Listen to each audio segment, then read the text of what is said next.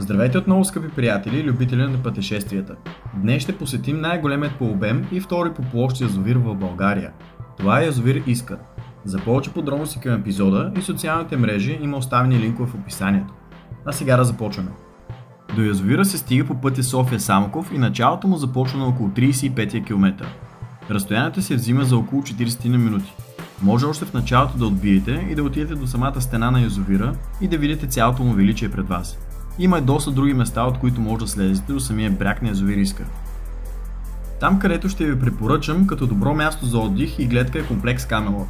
Намира се горе-долу по средата по главния път, който обикаля покрай язовир Искър. Разполага със собствен плаж, оборудван с шезлонги, чадъри, шатри, детски пясъчник и има дори островче за отдих с пейки, къщички и люлки. Има възможност за плаване с лодка дори. Има за всеки по нещо. На мен лично много ми допада и ми е любимо място. Може да го пробвате. Язовир Искър, или още познат със старите си имена, от които Пасарел до 21 декември 1949 г.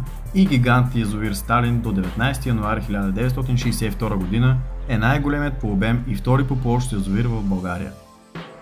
Като исторически данни, нуждата за построяване на язовир на река Искър е определена още през 1900 и 1901 г. веднага след построяването на ВЕЦ Панчарево. През 1921 г. темата отново излиза на дневен ред с нарастващите нужди от вода за столицата. През 1932 до 1941 г. са направени топографски снимки, геоложка оценка за стената и наблюдение за количеството вода в Искъра край Пасарел, с цел построяване на язовир Свети Петър, по името на манастира в Долни Пасарел, край който е трябвало да бъде стената.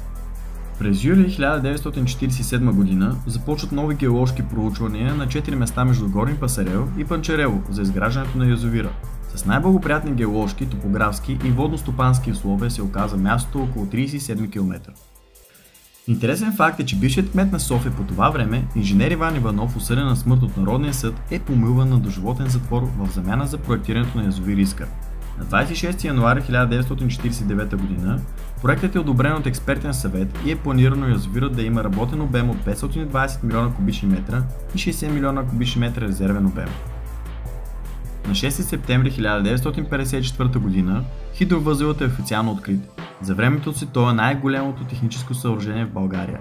На 21 декември 1949 г., докато още е в строеж, е преименуван на Гигант язовир Сталин, а по-късно името му е върнато. Ето и няколко важни характеристики на язовира.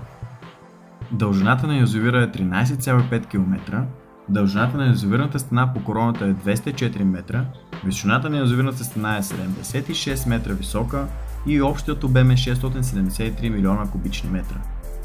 В язовира живеят различни видове риба, като сом, щука, пастърва, шаран, костур и други.